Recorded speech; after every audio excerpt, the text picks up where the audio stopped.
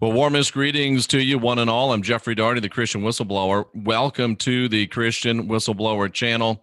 We're coming to you live from an undisclosed location deep in the heartland of America, hopefully straight to your heart. That's the plan anyway. And tonight, it's my privilege to welcome to the Christian Whistleblower show my friend Chase Corrington. Had a chance to meet Chase at the LeakCon that we were at not too long ago.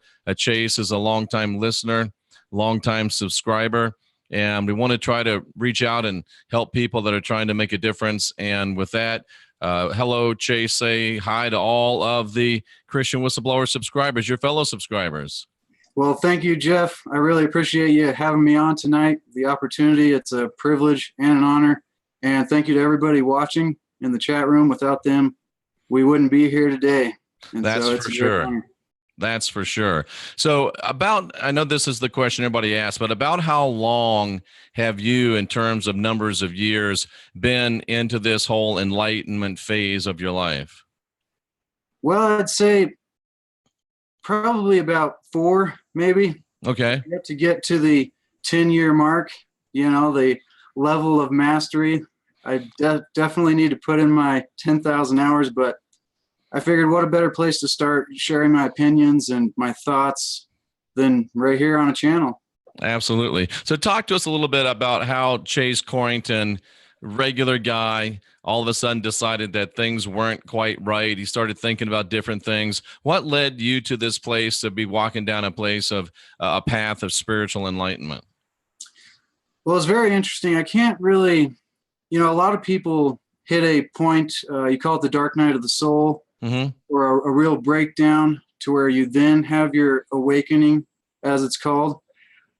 I never really had that happen. It's more of I guess I always just kind of had an open mind from the beginning, but I was raised I was raised Lutheran, raised Christian, in the fear and guilt control matrix, as you call it. And later on in my life, as I went through, I got into the whole end of the world stuff around 2011. Okay, a lot of people did. Yep, yeah, and leading towards 2012. And that kind of got me searching, for more evidence. And I found, I think it was Steve Olson. I got on, onto the whole Planet X, Nibiru thing. That was really big. And, after 2012 didn't happen, 2013, 2014, and then I started looking into, I can't believe I was still on it, but more end of the world, Nibiru, Planet X stuff.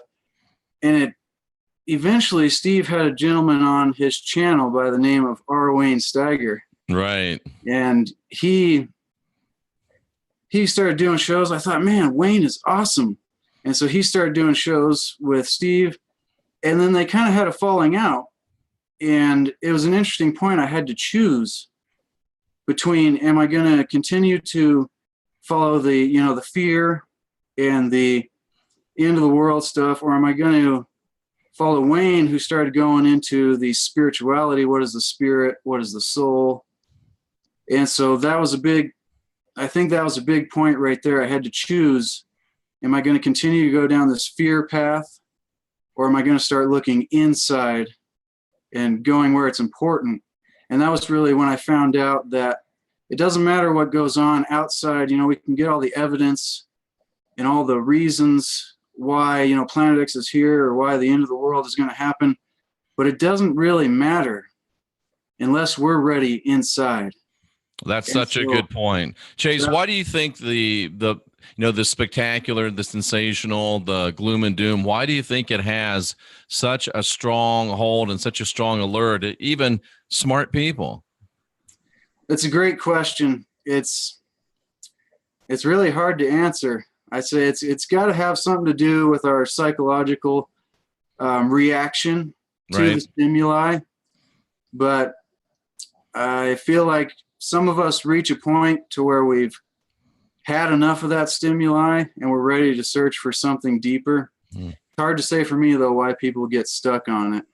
Yeah, just an interesting question. If you look at your time where you were, let's just say, more Planet X based, and then the time where you have been less Planet X based. Which time period would you say there's more growth in?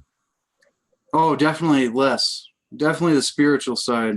Interesting. So Wayne kind of was the door you walked through. Yep. Yeah.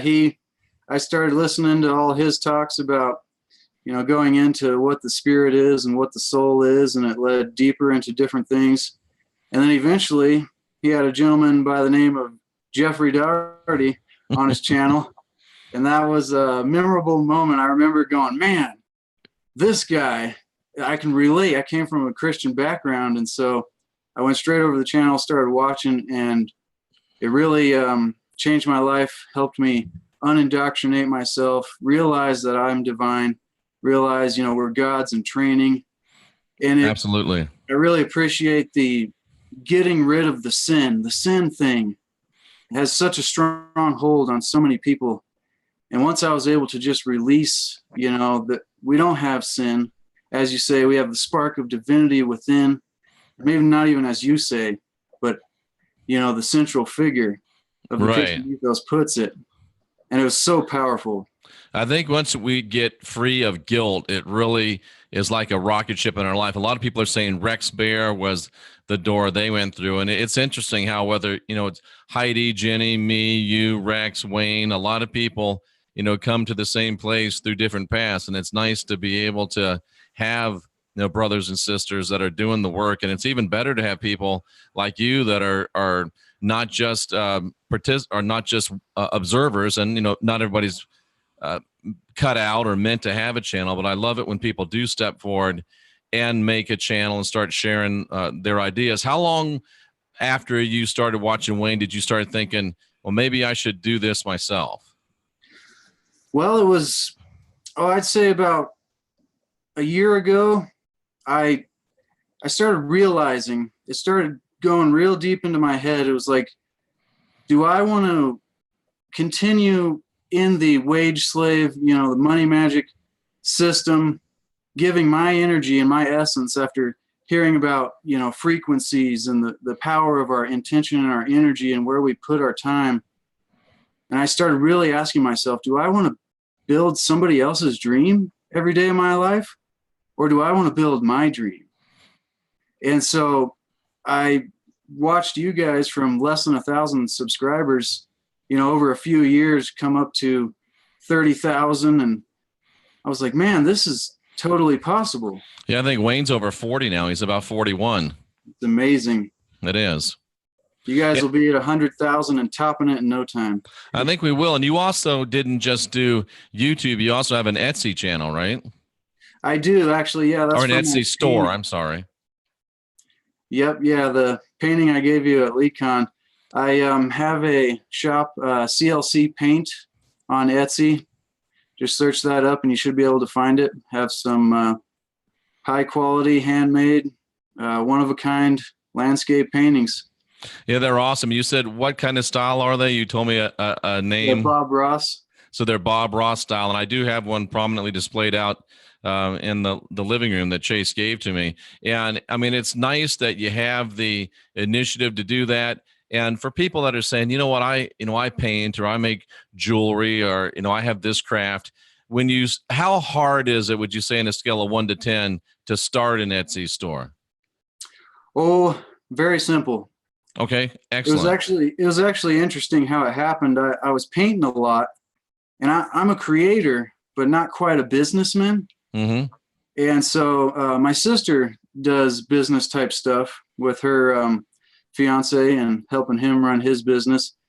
And so I asked her, I was like, can you help me, try to start the business side of this? And after she did it, kind of set it up a little bit, I kind of felt like I wasn't doing enough. So I'm like, I gotta, get involved in this. And so I went into it and checked it out and started adding listings and, descriptions and photos, but it's really simple. Very interesting. simple. And so somebody, Vernon Puglisi, which I don't think I've seen before. Welcome to the channel. If I have seen you before and missed you, I apologize. But he says he found Rex first, then WSO, then Wayne, then Jeff. He says, I hated Jeff at first. Then I grew to love him. Did you hate Jeff at first? No, sir. It's surprising, actually. It's almost like I was ready for the revelation that you were Right. dropping at the time. So how successful, and I don't want you to, mention dollars or anything, but how much has having that Etsy store helped you start to move out of the money magic system and start building your own dream?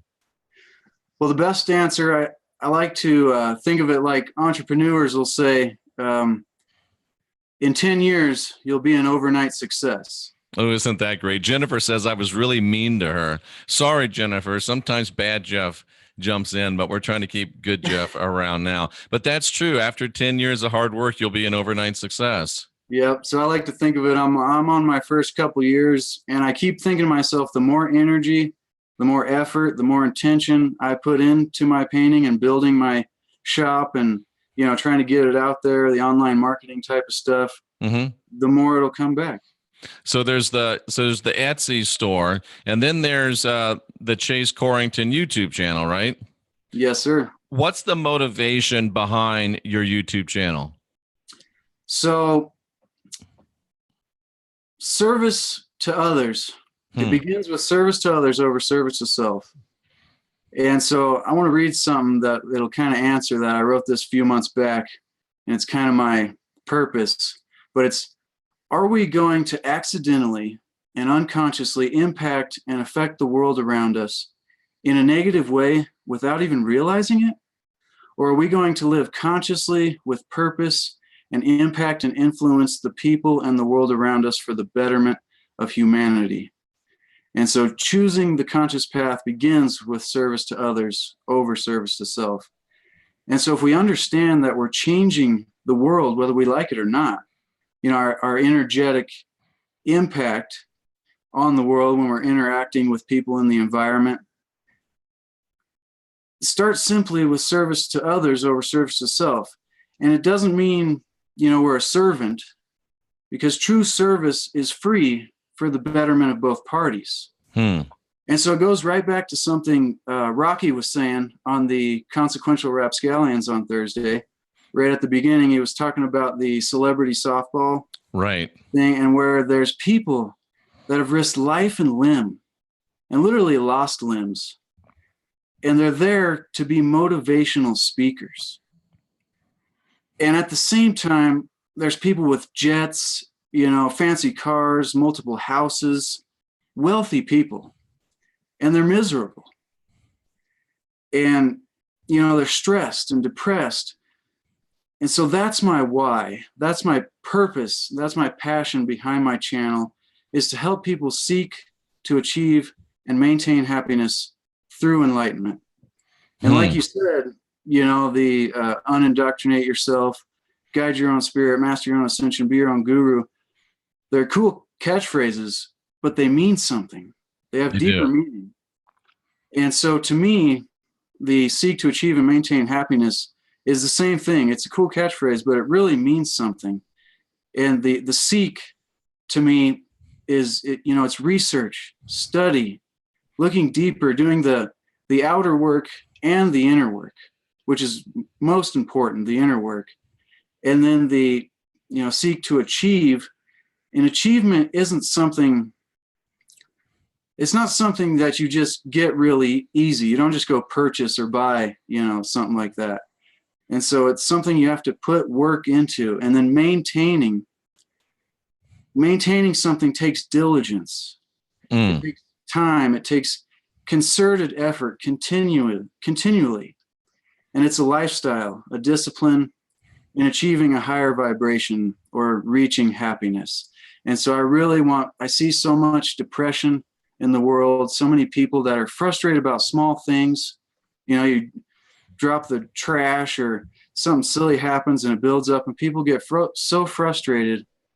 I'm like, I want to express my thoughts and opinions from what I've learned about spirituality and, the deeper teachings that you share about the central figure of the Christian mythos, and help people to find that inner peace, the peace that surpasses all understanding. And there's a way that we can control our mind and be happy. And I just hope to share and help people find that. Pardon me.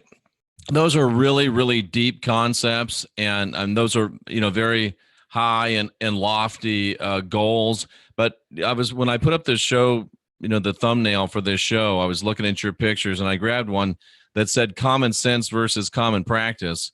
And that really caught my attention. Can you tell us a little bit what you were talking about there with common sense versus common practice? Yep. Yeah. So there's so many simple things, that we all know that we should do, being nice to other people, or there's a lot of simple ways to put it, but it's not always common practice. It's common sense that we know we should do these things, and we know we should, try to be calmer and control the way we are and try to be nice to other people and, live healthier and consciously and all these things, but it's not always common practice. That's very well stated. That's very well stated. Now, I think that when we met at LeeCon, and I'm thinking looking briefly through your Facebook, you have a romantic interest in your life, right? Yes, sir. Now, is when you started to become awakened and started down this path, was that an issue in your romantic life? Nope. No. It actually, I think it kind of started right before we met and got together, but it's always been, I feel like I've been an influence, and a somewhat of an uplift, but she also teaches me lessons that I need to think deeper about. And so it's kind of been a back and forth thing. Definitely. Excellent. So it's been beneficial. It hasn't been like an anchor. Neither one of you has been an anchor to the other person. No way. I wouldn't say so. Excellent. Excellent. So what are some of the goals that you have for your channel and for your Etsy store in the coming months and years? Well, I hope to keep putting out content on the YouTube channel. Hope to keep coming out with better content. It's amazing, actually, the feedback. When I first started putting out videos, I was took a lot of confidence. I was unsure. Ooh, it's scary. Yes. I was unsure of myself, but it's amazing how when you put your thoughts and your ideas out there to people, and they really come back genuinely pleased. And I didn't expect the return. But so my hope is to just continue that growth. And if I can help one person for each video, find another way to think about life and be a little bit happier in the day, or find another way to be more successful, through philosophies or something like that. Just one person at a time, changing the world. And as far as the Etsy shop goes, I hope one day to grow it and sell enough paintings so that way I don't have to spend my time and energy building somebody else's dream, but rather building mine. Makes perfect sense. What is your YouTube channel? What's it called so people can find it? Chase Corrington, ChaseCorrington. Search it on YouTube. Look for my hair, you'll find me. And I do hope that you'll all go over to Chase Corrington and subscribe to the channel. It's certainly worth your time. Chase, we talked about when we started the whole, Planet X end time type of scenario. And then we've talked about, more high and lofty objective thoughts. If we really, just lay it all on the line and talk about what in very real terms, how do you feel, as a person and as a spiritual person, what do you sense? What do you feel and sense coming for us in the next months and years? Are you more of a optimistic person, or are you more or less thinking, ooh, it could be bad? Good question, because I like to think of it as your point of view versus Jay's point of view, Jay Campbell. And so, but my point of view, I forget where I've heard it, but I love this philosophy, is that it's like a pendulum. Right. And so back in the dark ages, where we were at our worst times and information was controlled, and, the freedom of thought and expression was not allowed. And so I think that was when we were on the dark side of the pendulum. Mm-hmm. And now we've come down, I think, almost brings me back to 2012, but I think we hit a point to where we went past a precipice and we're swinging into the positivity, the light, the better side of things. There's a possibility that we could go through, there's always dark times to reach the better times, but I truly believe the dark times are in our past and we're heading for a future of light. Yeah, I think you're right. And I think the most important thing is, as you stated so well, that regardless of what happens, outside us, whether times are really good or times are really bad, if the inside of us is in order, that's what really matters. We throw around these things that sound like catchphrases about you're divine, you're sovereign, you're free. But if you can really get that into your mind, if you can really make that part of who you are, I am divine, I am sovereign, I am free, and you can get to that place of peace that passes all understanding in your heart, then everything that happens on the outside becomes to be really sort of irrelevant. And if you can just realize we're passing through, it makes it so much easier to handle. And I know your channel is all about that. How does Chase Corrington keep himself in that place of inward focus versus outward focus, especially when it's the old adage, it's hard to remember that you're there to drain the swamp when you're up to your elbows in alligators? Yep. Yeah. It's a constant daily grind. I'll remind people that even though I speak about these things and preach these things, I'm definitely not perfect. I'm just like everybody out there struggling. There's bad days and good days, ups and downs, but it really comes down to, when you have a negative stimuli or, somebody that's trying to drain your positive energy, or you're encountering, resistance, I guess, to really control your mind in the moment and remember to be in the moment and try to take that negativity and flip it around. And I really have fun. I work in a public place and I really have fun interacting and trying to make people that are having a rough day and cheer them up and, overwhelm them with positivity. It's a challenge. But it's like I was saying, it's a discipline, it's a practice. It takes concerted effort and continually thinking about it. And harkening back to the show you did earlier today at noon, it's one of those things you have to speak.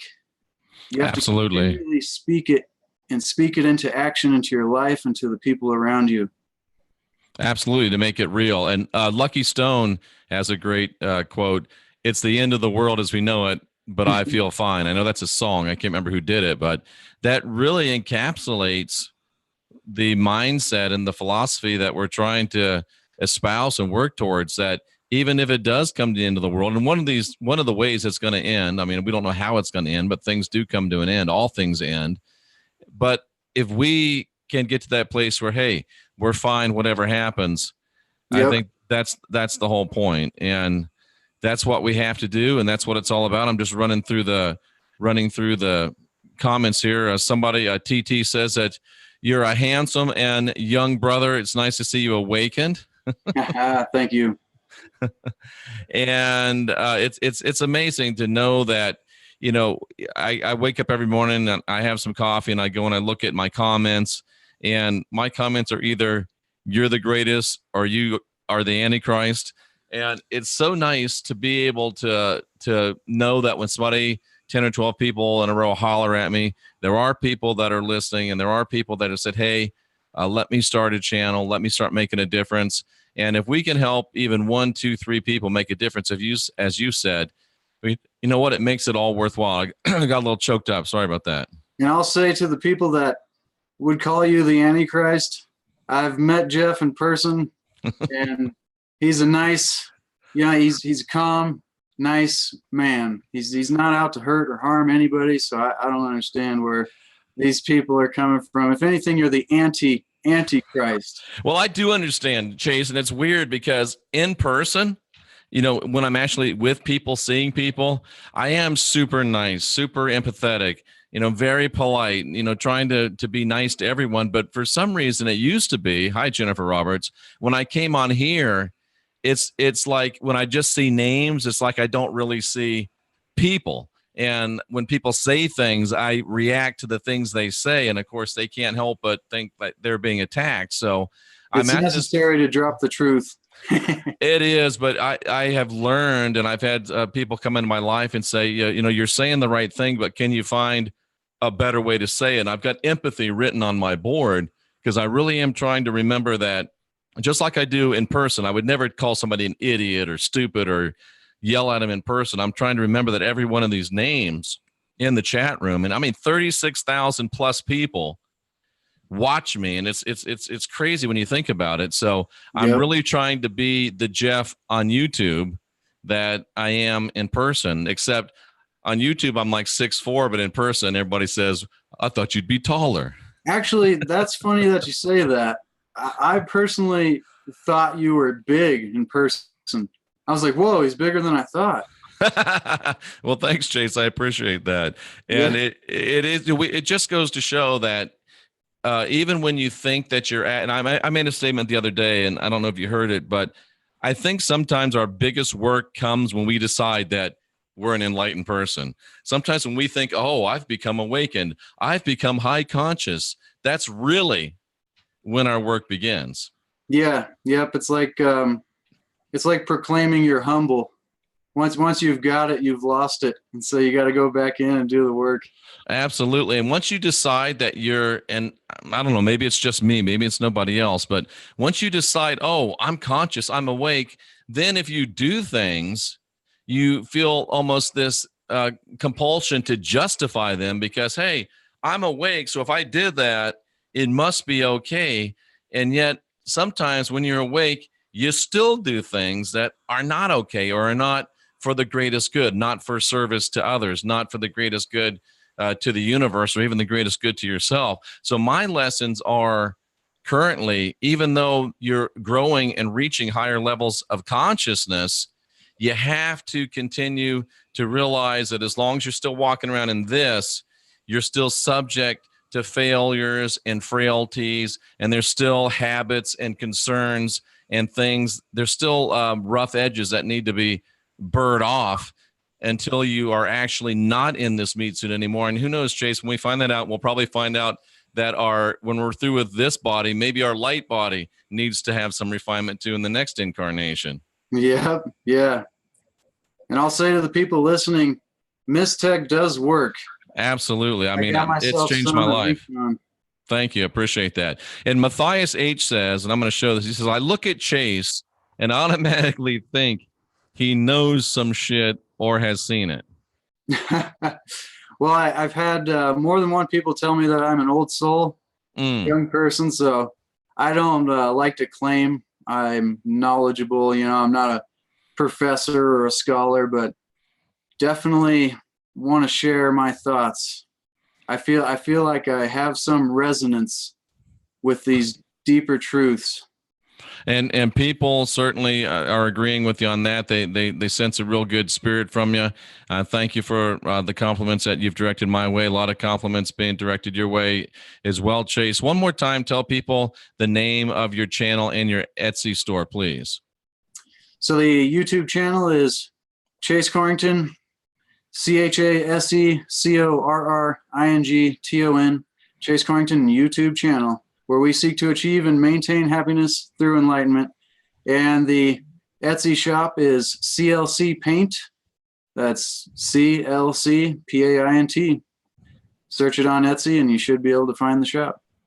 Excellent. So, I mean, those are two ways that this guy, Chase Corrington, is trying to change the world. And I'm going to ask you this, and I'm not asking, not you, Chase, but I'm asking the people in the chat room, the people that are watching this and will watch this, not in a accusatory way, but here's Chase. He started his channel. He started his Etsy store, and he is trying to make a difference, and he's trying to change the world. And let me just ask you, ladies and gentlemen, what are you doing to change the world? What are you doing to make the world a better place? Chase, leave the people with, would you say your mantra for your channel one more time and give a closing statement, please? We want to seek to achieve and maintain happiness through enlightenment, through a deeper understanding of the reality we live in. And the most important thing we can do each day in our lives is try to impact and influence the people in the world around us in a positive way, with positive energy, positive vibrations, so that we can uplift and lift the rest of the world to a place where we all want to be, a place where we all want to live, a place of peace and happiness. Wow. Couldn't have said it better myself. Ladies and gentlemen, for Chase Corrington, I'm Jeffrey Daugherty, the Christian Whistleblower. I'll be right back here in less than a half an hour with Greg Allison of Green Greg's for more podcast excellence. Chase, thanks so much for being here. It's been an honor. It's been a privilege. We'll have you back again. All the best to you and yours, and we appreciate you spending some time with us. Thank you, Jeff. Thank you, ladies and gentlemen. Folks, we salute you for being here, seeking after truth. We'll see you again in less than half an hour. And until then, for Chase Corrington, I'm Jeffrey Daugherty, the Christian Whistleblower. Remember, history is written by the winners. So let's get busy. Let's get busy winning today and writing a better tomorrow. We'll see you all again real soon.